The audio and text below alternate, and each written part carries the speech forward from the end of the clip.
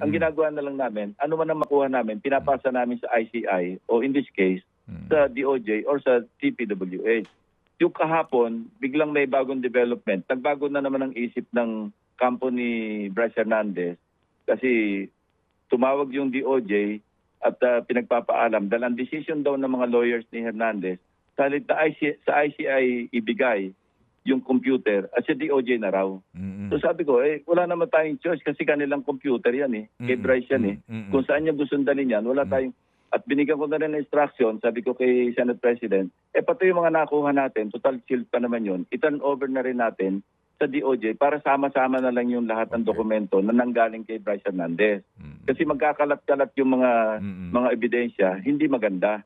Walang focus.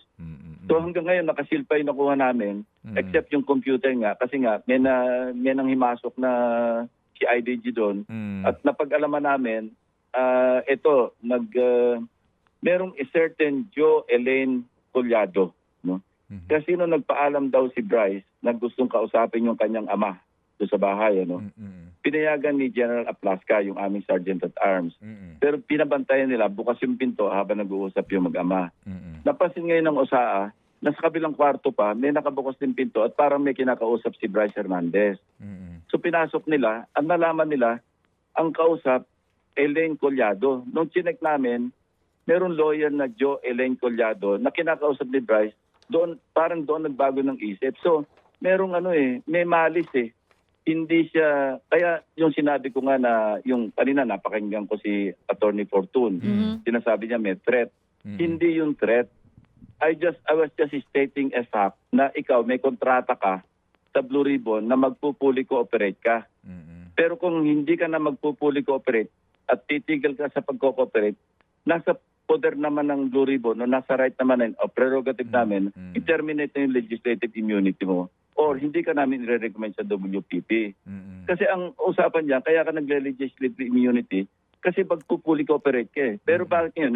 Mini-withhold mo yung computer mo at ayaw mo ibigay sa Blue Ribbon na yun entirely, purely Senate operation. Bakit biglang sasabihin mo ayaw mo na i-turnover at gusto mo i-turnover sa ibang ahensya o sa ICI, kung saan man? Sa akin, that's fine because that's your computer.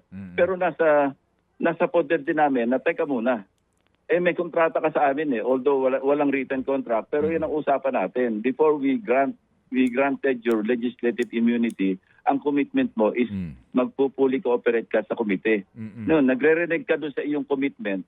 Teka muna, exercise din namin yung aming, mali yung sinasabi ni Attorney Fortune, with all due respect, na kami nagte-threaten. No, it is not a threat. It is a statement of fact.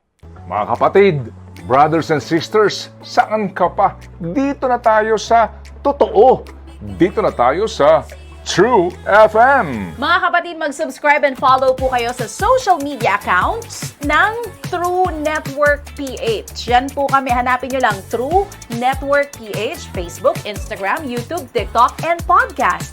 Mapa Apple or Spotify man yan, mahahanap nyo kami. Lahat ng mga napapanood at napapakinggan nyo po sa programa, nasa social media accounts namin yan. So, paano mga kapatid? See you sa social media!